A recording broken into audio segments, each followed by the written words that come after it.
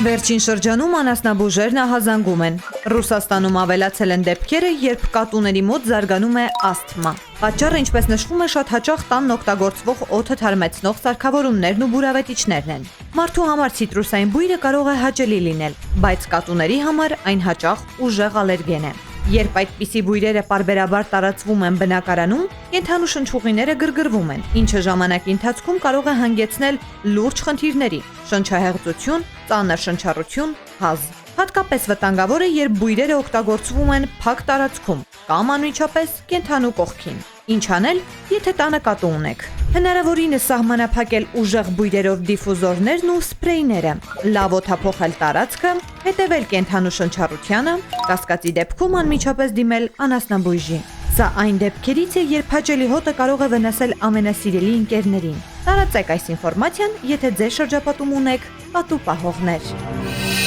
Բաժանորդագրվեք Արմաթ մեդիայի ալիքներին սոցցանցերում, հետևեք մեզ նաև Armat Media AM կայքում։